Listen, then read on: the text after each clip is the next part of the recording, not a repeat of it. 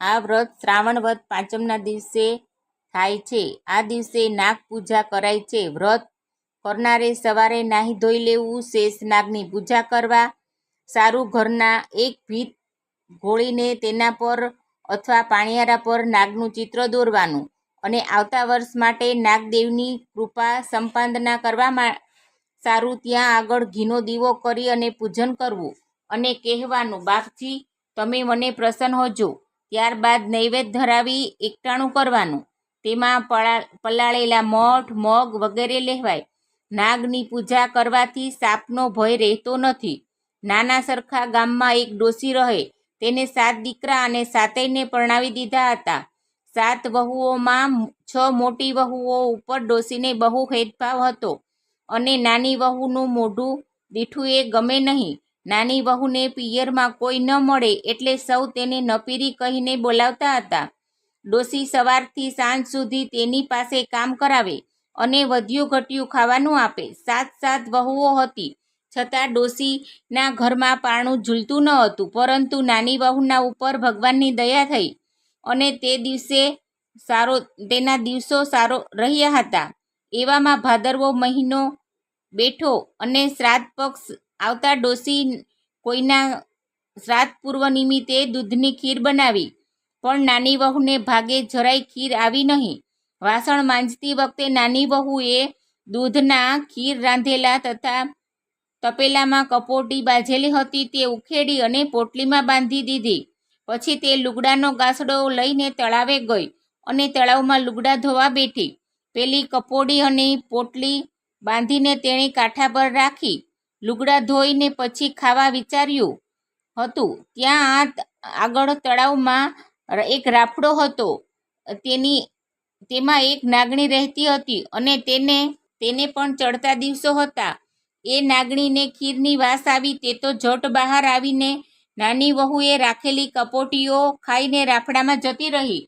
થોડી વારે નાની વહુ લુગડા ધોઈ રહી હતી, જોયું તો કપોટી કોઈ ખાઈ ગયું, તો પણ તે ક્રોધ ન કરતા એટલું જ બોલી, જેણે ખાધી હશે તેનું પેટ ઠરજો, ભલે ખાધી, જેણે ખાધી હોય તેને અમૃતનો ઓડકાર આવજો।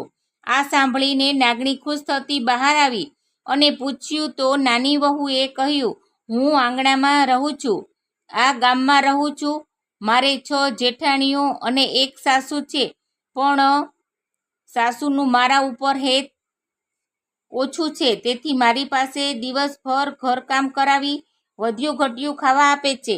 મારે પિયરમાં કોઈ પણ નથી, કોઈની ઓથ નથી, આ તો મેં ખાવા માટે રાખેલી ખીરની કપોટીઓ કોઈ મારા જેવી દુખ્યું ખાઈ ગયું, તેથી આવું કહ્યું। નાગણી પ્રસન્ન થઈને બોલી, બહેન તારા ભાગની કપોટીઓ હું જ ખાઈ ગઈ છું, હવે તું મને તારા મનની ખરી વાત કહે, તને શું દુઃખ છે? નાની વહુ બોલી, મારો ખોળો ભરવાનો પ્રસંગ નજીક આવી રહ્યો છે અને ખોળો ભરનારું કોઈ નથી। નાગણી કહે, બહેન તારે પિયરમાં કોઈ જ નથી તો મને તારી માં ગણજે અને મારા છોકરાઓને તારા ભાઈ ગણજે। મારો રાફડો છે તે તારું પિયર સમજજે। ખોળો ભરવાના સમયે જ્યારે કંકોત્રી લખાય ત્યારે એક કંકોત્રી તું રાફડામાં મૂકી જજે, તારો પ્રસંગ બહુ સારી રીતે પાર ઉતરી જશે। નાની વહુ તો હર્ષ પામતી ઘરે ગઈ। જ્યારે ખોળો ભરવાની કંકોત્રી લખવા માંડી ત્યારે વહુએ એક કંકોત્રી નાગણીમાં કરીને તે ડોશીએ છણકો કરીને એક કંકોત્રી આપી। વહુએ નાગણીમાને કંકોત્રી પહોંચાડી। ખોળો ભરવાનો દિવસ આવતા નાની વહુની જેઠાણીઓ મસ્કરી કરવા લાગી અને ડોશી પણ બોલવા લાગી, હવે નપીરીને ખોળો શું ધૂળ ભરવાનો છે? આ તો જેમ તેમ પતાવી દેવાનું છે, વળી ઠાઠશો। ત્યાં તો 2 રાજકુમાર જેવા દેખાતા રૂપાળા જવાનિયા આવી પહોંચ્યા। તેમની સાથે 4 સેવકો હતા, તેમના હાથમાં વસ્ત્રો આભૂષણો ભરેલા થાળ હતા। નાની વહુ સમજી ગઈ કે નાગણી માએ મોકલ્યા છે। ડોશી તેની 6 વહુઓ આ બધું જોઈને ડઘાઈ જ ગઈ। આ વળી નાની વહુના પિયરિયા ક્યાંથી જાગ્યા? આટલા બધા કપડાં, દાગીના ને આટલો બધો ઠાઠ? ડોશીએ તેમને આવકાર આપી અને કંસાર રાંધવા હુકમ કર્યો, એટલે એક જવાને કહ્યું, બહેનના ઘરનું અમે ના ખાઈએ, છતાં તમારું માન રાખવા કઢેલું દૂધ પીશું। થોડી વારે નાની વહુ દૂધનું તપેલું એક અલાયદા ઓરડામાં મૂકી આવી. એટલે ઓરડો બંધ કરી નાગકુમારો નાગ સ્વરૂપ ધારણ કરી બધુંય દૂધ પી ગયા. ખોળો ભરતી વખતે નાગકુમારોએ જરીકસબ ભરેલા વસ્ત્રો અને હીરા મોતીના દાગીના આપ્યા. આ બધું જોઈને નાની વહુના સાસરિયામાં તો વિચારમાં જ બધા પડી ગયા.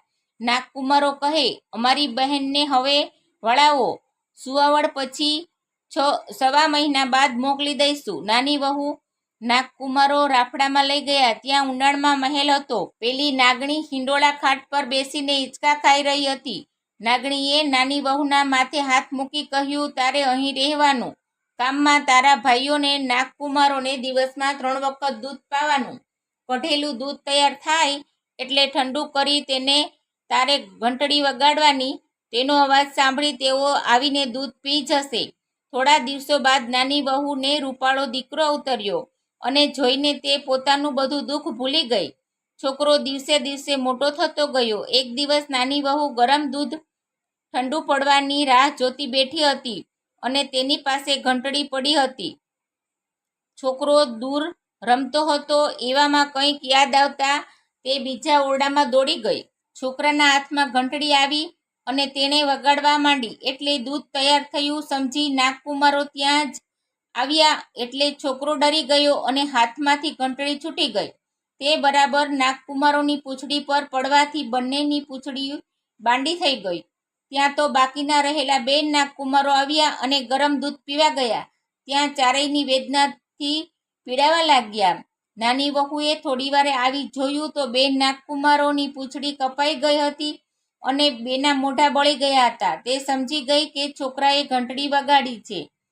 નાગણીએ ચારેયને સમજાવ્યા અને કહ્યું, છોકરો તમારો ભાણેજ થાય, એનાથી વેર ન હોય. સારો દિવસ આવતા નાગણીએ નાની વહુને તેના સાસરે વળાવી. પહેરામણીમાં ઘણું આપ્યું. સાસરે જઈ નાની વહુ સાસુના પગે પડી છોકરો ખોળામાં મૂક્યો. ડોસી તો રૂડો રૂપાળો છોકરો જોઈને હર્ષકેલા થઈ ગયા. એ દિવસે ઘરમાં નાની વહુના માન વધ્યા અને જેઠાણીઓના માન ઘટ્યા. થોડા સમય બાદ નાગકુમારો વેરની વસૂલાત કરવા માટે પોતાની અસલી નાગના રૂપમાં વહુના સાસરે આવ્યા અને ખૂણામાં પેલી ઘંટી નીચે ભરાઈ ગયા. આ વખતે નાની વહુ કૂવે પાણી ભરવા ગઈ હતી. છોકરો ઓસરીમાં બેસીને ભણતો હતો. થોડી વારે પાણી ભરીને આવી અને પાણિયારામાં બેડું મૂકવા જાય ત્યાં ઠોકર વાગતા તેને નાગભાઈઓની યાદ આવી અને તેનાથી બોલી જ જવાયું, ખમ્મા મારા ખાંડા બાંડા ભાઈઓને. આ સાંભળી નાગકુમારોનો રોષ ઓછો થઈ ગયો. સવારે નાહી વહુ લુગડા ધોવા તળાવે નીકળી ત્યારે નાગકુમારો પાછળ ગયા. રસ્તામાં નાની વહુને ઠોકર વાગતા એકદમ બોલી ઉઠી, ખમ્મા મારા ખાંડા ભાઈઓને. હવે નાગકુમારોને બહેનના હેત વિશે શંકા રહી નહીં. તેથી તેઓ વેર ભૂલીને ત્યાં પોતાના રાફડામાં ચાલ્યા ગયા. એક વેળા નાની વહુના છોકરાથી જેઠાણીના દૂધની ત્રાંબડી ઊંધી વળી ગઈ. એટલે જેઠાણીએ નાની વહુને મહેણું માર્યું, અલી, આ બધું દૂધ ઢોળી નાખ્યું છે, હવે બીજા દૂધના પૈસા ક્યાંથી કાઢવા? તું તો પિયરની પહોંચતી છે એટલે આંગણે ગાયો લાવીને ખડી કરી દઈશ. આ મહેણું નાની વહુએ હાડોહાડ લાગ્યું. તેણે વિચાર કર્યો કે નાગણીમા પાસે જઈને ગાયોની માગણી કરું. તે તો નાગણી પાસે જઈને રડવા લાગી અને બધી હકીકત કહી. નાગણીએ તેના આંસુ લૂછતા કહ્યું, બેટી, એમાં મૂંઝાઈ શું ગઈ છે? આવતીકાલે જ તારે ત્યાં ઘણી ગાયો ખડી થઈ જશે, માટે ઘરે જઈને વાડો બાંધવા માંડ. નાની વહુએ ઝટપટ વાડો બનાવી દીધો. બીજા દિવસે સવારે નાહી વહુના નાગભાઈઓ તો પુષ્કળ ગાયો તેને સોંપી ગયા અને પછી નાની વહુએ સાસુને કહ્યું, આ ગાયો આપણા ઘરની છે, બધાની છે. જેને જેટલું દૂધ પીવું હોય તે ખુશીથી પી શકે છે. હવે આપણે દૂધમાં કે માખણ ઘીની તકલીફ નહીં રહે. આ સાંભળતા જ જેઠાણીઓનો રોષ ઉતરી ગયો. જય નાગદેવતા, જય નાગણીમાં. તમે જેવા વહુને ફળ્યા એવા વાર્તા વાંચનાર સાંભળનારને ફળજો.